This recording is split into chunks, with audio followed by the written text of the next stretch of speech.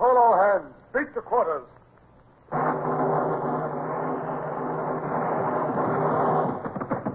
Run out the guns. Stand by the starboard battery. One broadside into it, if you please, Captain Bush. Pointers on target. Linstops ready. Aye, aye, sir. Ready. Fire!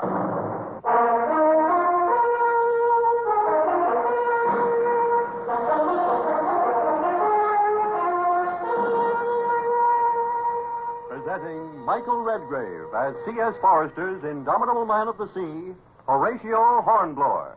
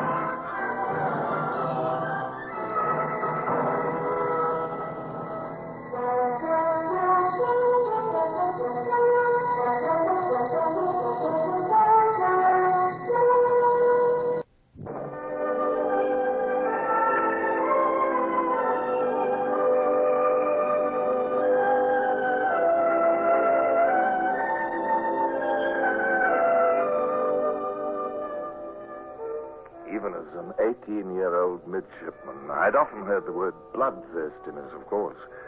I'd read of the blind hatred that was said to seize on fighting men in crises. But, well, I don't suppose I'd really quite believed in it. I was rather a mild young man, I think, country-bred, not long at sea. So it was something of a shock to me to find that I could have this feeling, too, at least on one occasion long ago. The story of this unexpected piece of self-discovery began quietly enough, just off the coast of Spain, less than 100 miles from our own British port of Gibraltar. Mr. Ross, call up side boys and Marine Guard. All honors to a captain who's an ally. Very good, Mr. Jet. And pass the word to Captain Pellew. He'll probably want to be at the gangway. Yes, at once, sir.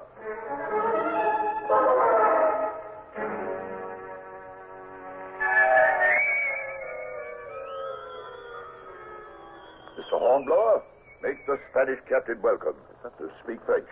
Ask you to come below for a glass of wine. Well, Captain Pellew, sir, I've only got school friends, sir. I know, but I can only read the stuff. Some of it. Well, I'll try, sir. Monsieur le capitaine, voulez-vous descendre au cabin de notre capitaine? Il désire que vous buvez du vin et... Merci, non, monsieur. Je désire qu'il y serve la table. Ça m'étonne. Immédiatement. Oh, merci. He says, sir, he prefers you read the contents of this envelope at once, sir, without delay. Very good.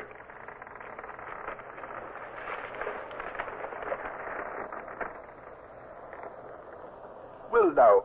Oh, it's in French. Here, read it, Hornblower. Yes, sir. Well, it's mostly compliments addressed by His Excellency the Duke of Belquites to the most gallant ship captain, Sir Edward Pellew, Knight of the Bath, and so on. Yes. But, well, sir, the real nub of it seems to be that Spain is now neutral, no longer at war with France, and must enforce her rights. It says, sir, that we have been at anchor here 24 hours, What? and that if we... The Spaniard's leaving us in the lurch? Doesn't he know we've been his ally, a faithful friend? Why, it's go on. Yes, sir. 6 hours from now, sir, if we are still within range of the shore batteries, they will have orders to fire on us. The gall of it. I've a mind to. Hornblower. Sir? You tell this fellow. No, never mind. I mustn't let him see he's made me angry. Mr. Hornblower. Sir? Tell Mr. Chat to see him over the side with all the honors. Side boys, bosun pipes, drummers. Yes, sir. Yes? Everything we can muster. Then I'll go below and do my swearing. Tell Mr. Eccles I want to be underway within the hour. Yes, sir. Infernal impudence.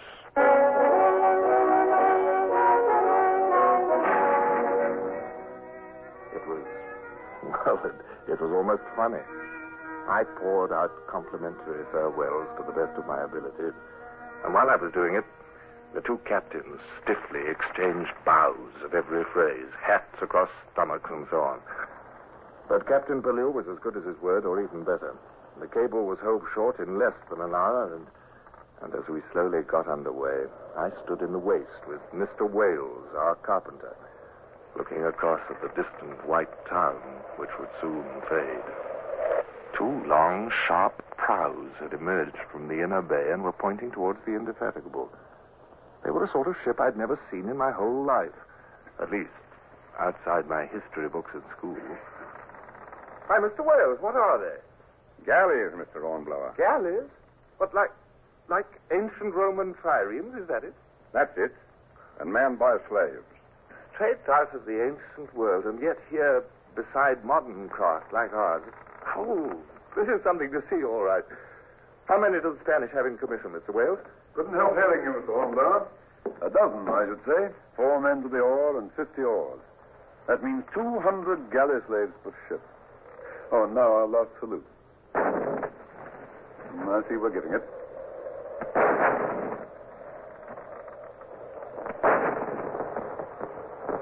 They're replying from the port of Cadiz. Yes, a bit ironic, these courtesy salutes. Hornblower, I'll wager the next time we hear those guns from shore, they'll be firing the real thing.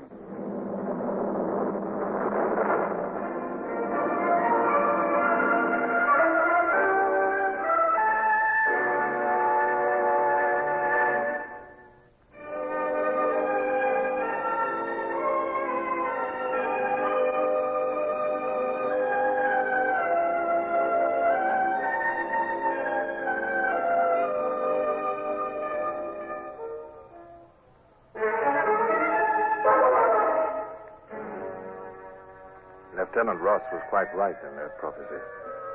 The tide of war was turning against England. Nation after nation was retiring from the contest against the tyrant Bonaparte.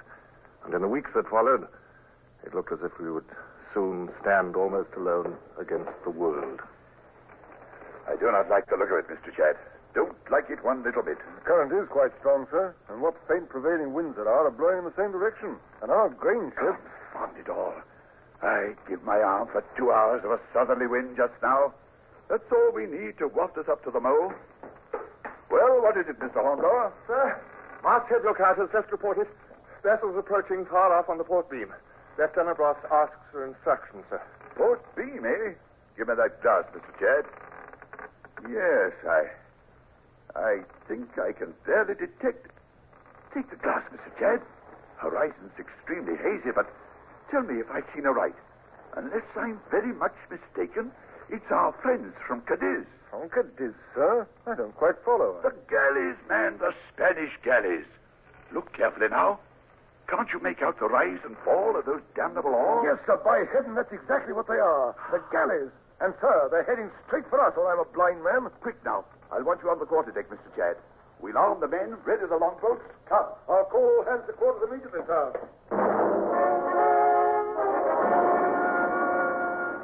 Apparently, the galley's intention was to fall upon the merchant ships lying farthest behind in the convoy. 3 grain ships lay within half a mile of us and might be covered by our gunfire, but the others could expect no such protection. And a pair of galleys sped towards these, looking like ghosts, sinister ghosts of long-dead cruelties and injustices. Are all folks assembled, Mr. Chad? Aye, sir. Mr. Soames will command the cutter. Mr. Mason, the longboat. I want 6-pounder carronades lowered into both boats. And grappling irons, of course. Yes, sir. They're already equipped. Mr. Hornblower, sir, you are to check all personal arms, but make sure each hand has pistol and cutlass as he goes overside. Oh, I thought perhaps the jolly boat was going too, sir. That's my special charge, you know, sir. Your jolly boat attack one of those war galleys, Hornblower? A 12-foot nutshell with a crew of 6? Don't make me laugh. Well, sir, we could just pull to one of the grain convoys, sir, and reinforce her crew against attack. Yes, possibly. Captain Pelusa, what do you think of the young man's proposal? He says he and his crew might be required by one of the convoys. Jackson, Go bring our other men, Go. Be quick now. All right, Mr. Hornblower. See about it then. Make for any one of our ships that may need help. And put your men aboard her. But don't waste any more time with talk of jolly boats in action. Thank you, sir. Jackson, Hunter! All 6 of us is ready, Mr. Hornblower. They was all here for the davits anyhow. Good. Got pistols and cutlasses? Aye, sir. Then swing out the jolly boat. You're 18 to attack them demon ships themselves. Quiet. Well, we just might want to, Jackson, if a chance came. Are you willing? And the others too? Willing? I longs to have a crack at them myself. So does all 6 of us. Don't worry done about that, sir. Good. Then we'll see.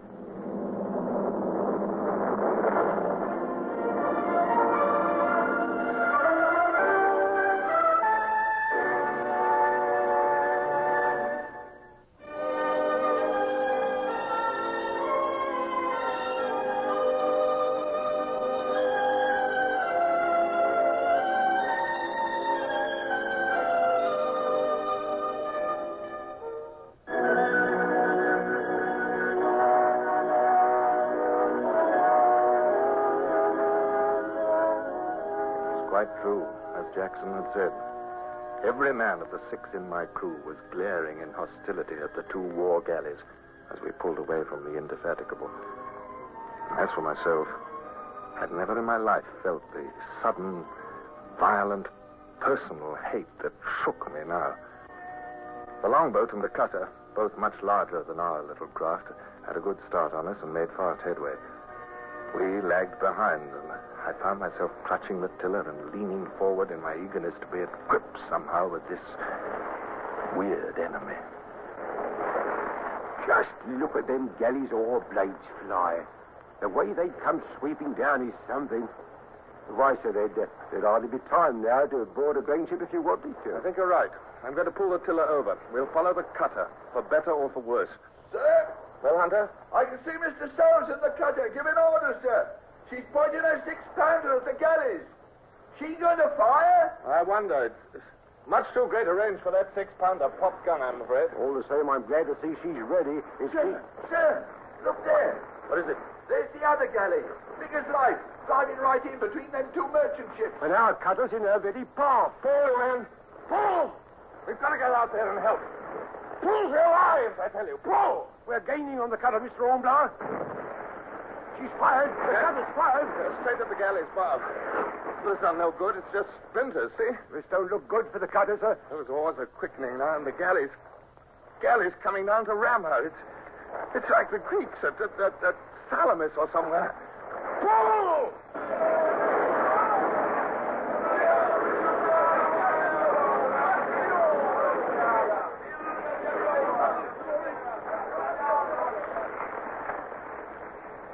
Phew, that was close. We just missed our own cutter, sir. And now we're past her. Shall we turn about and... She's going to ram the cutter.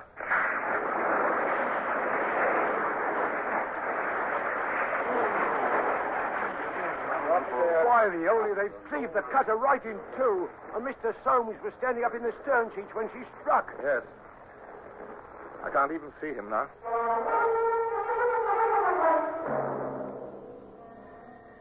It was a chilling sight. One moment before, Lieutenant Soames looking straight at the death which cleaved towards him through the blue water. And now, no trace of him or half his men. A few men clung to the severed cutter's stern parts. But as the Spanish galley's starboard oars swept by us, just clearing us and our own oars, she rode them down relentlessly and passed over their bobbing heads. Give way, forward! Give way! Use your grapnel, Jackson. Use it now. We're going aboard that devil ship. Jackson yelled an oath in reply and hurled our grappling hook on its long line. It caught in the florid gilt rail of the galley's quarter just before she swept out of our reach. I was wild with rage and horror now. Somehow we must avenge that cutter's crew. Our own men had been slaughtered by this ghost out of the past. I already loathed her for her brutal slavery, but the cutter's fate was the last straw. I can't hold her, sir. Do you feel that pull? Line's cutting my hands off. Take a turn round the cleat. Don't be a fool. We've got to hold on to her, Jackson. She's fast round the cleat. I swear it's like we'd harpooned a whale, ain't it, sir? Look, lively, sir. They've seen us. There's a Spaniard running aft on her poop. He's got a knife to cut our line. Well, then, shoot him, Hunter. Good shot, under. He fell right out of sight below the rail. Look, men, the odds are heavy against us, but we've a good chance to climb aboard. Are you for it? We're only 7. Aye, aye, sir. Aye. Good, lads. All right, pull up then there. You, Davis, you, Carson, give Jackson a hand with the line. Haul us up in closer to our stern. They were as fighting mad as I, all of us shouting at each other, shaking with fury and excitement. Now, it was then that word I'd read came back to me, flared in my mind like fire. Bloodthirstiness. Well, finally I knew what that word meant. I was insane with it. Then 4 or 5 swarthy faces appeared above the galley's gilded stern, and muskets pointed down into the jolly boat. Our pistols, lads, and fire! Them Spanish heads went out of sight right quickly, sir. Carson's near conscious. Reload. Watch out, Mr. Hornblower. Someone's pushed a musket barrel through the window in that after cabin up there. You got a nice aim, sir. I'm heading for that broken cabin window in the stern. Now, bring the men after me, one at a time. Aye, aye, sir. I flung myself at the grapnel line. My legs grazed the water as the line sagged, but my arms finally carried me upwards. I swung up my feet, kicked out what remained of the shattered window, and hurled myself through. I came down on the cabin deck with a thud and peered about me in the dim cabin. The Spaniard who'd aimed through the window lay there dead. I was alone. What? You needn't jump, sir. It's only me. We all alone in here, sir? Don't talk so loud. Are the others coming, Jackson? Hunter's next. They'll all be here, sir, except Carson. Good. Well, we can't wait for them now. But, sir, hear that commotion up above us. Now, speed's the important thing, Jackson. Now, come along. Here's the cabin door. Find the officers first, Jackson. Got your cutlass ready? Aye, aye, sir. Good. Look, there's 2 big guns up forward. Yes. And 3 or 4 men on the forecastle. Yes, but there'll be more on the poop just above us. England!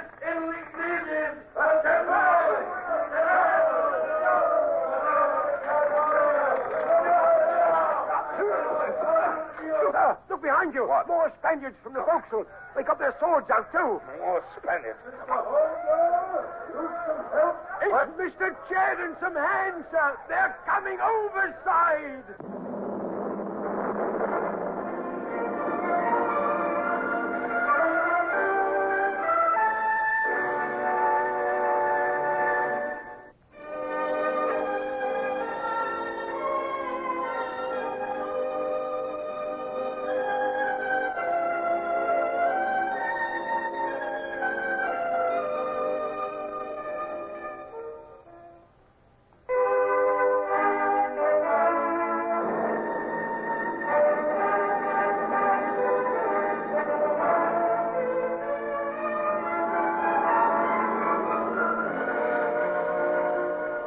I'm very sorry that by inadvertence, we didn't follow instructions. You see, sir, it was... Oh, but the Admiral will be pleased all the same, Mr. Hornblower. How's that, sir? And now that we've lost poor Mr. Soames in that accident with the cutter, I rather think we shall need another watchkeeping officer. I have it in mind to give you an order as acting lieutenant, young man. Acting lieutenant, sir? But, sir, I just lost my head, I think. I boarded the galley in a kind of fit of, I don't know, insanity, perhaps. It might be well if more young officers lost their heads in that way, then. But, sir, I hardly... I wouldn't like to make false pretenses, sir. Now I'm honored for it.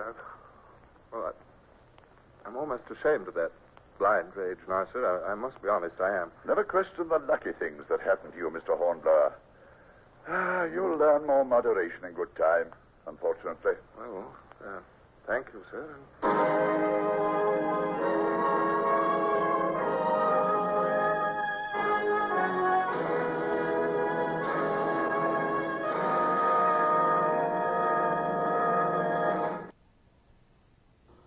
Horatio Hornblower, starring Michael Redgrave, is based on the novels by C.S. Forrester. Music composed and conducted by Sidney Torch.